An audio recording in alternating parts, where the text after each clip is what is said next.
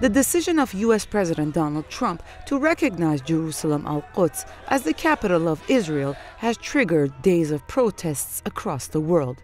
However, reactions coming from some Arab states have been considered by many as weak and disappointing. Iranian Defense Minister Amir Hatami has blamed them for cooperating covertly with the Israeli regime.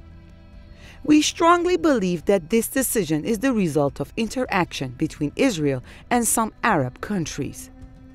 Turkey's foreign minister has also criticized a feeble Arab reaction to the U.S. decision, saying some Arab countries have shown very weak responses. It seems some countries are very timid of the United States.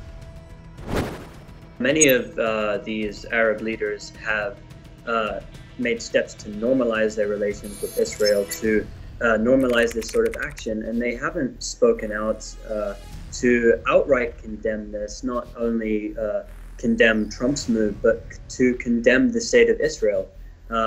They are not talking out in support of Palestinian resistance, which at this point would be the only option left on the table for the Palestinians. And they talk a big game, many leaders, about trying to reverse this decision, but there seems to be no unity between leaders. They're not coming together, they're not pressuring, they're not boycotting. And the Palestinians and Arabs, they see this. They see that the leaders aren't doing this, so they're protesting in numbers against the inaction of their governments.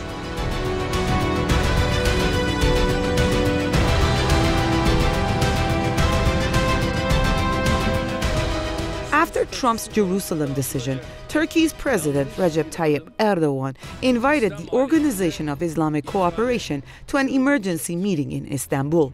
Erdogan has accused the United States of ignoring Palestinian claims to Israeli-occupied East Jerusalem al-Quds and trampling on international law. Leaders from more than 50 Muslim countries are expected to attend the Istanbul summit to explore ways to deal with the situation. They can get together and agree upon backing Palestinian resistance or boycotting the United States and Israel, cutting off connections and relations with them in order to pressure Trump to reverse this move. This move is the end of the peace process for the Palestinians. They can't engage in peace talks when they aren't even allowed East Jerusalem as a capital now. This is off the tables for them.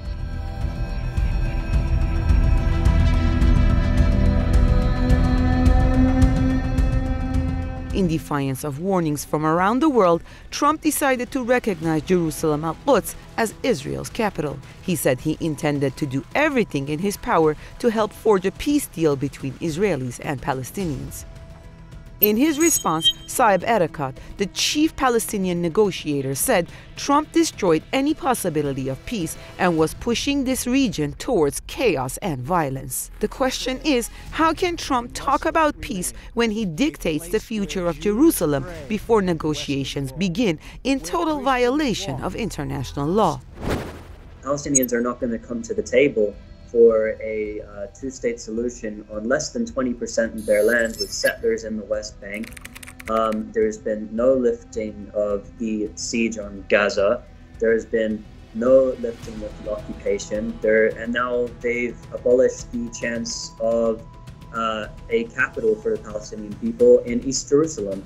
So there is no negotiation that the Palestinians will come to the table for, because there's nothing left for them. While the U.S. president claims that he can resolve one of the world's longest and most intractable conflicts, many argue that Trump's recent decision is killing the idea that Washington is an honest peace broker between the Palestinians and Israelis.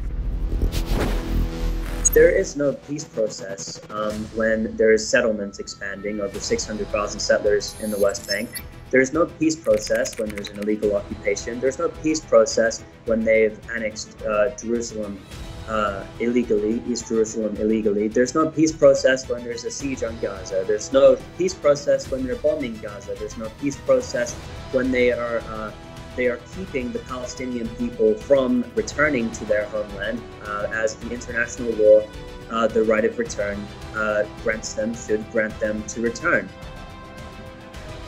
So far, the peace process has just helped the Israeli regime buy more time to pursue its illegal activities and establish its foothold in a land revered by Jews, Christians, and Muslims alike.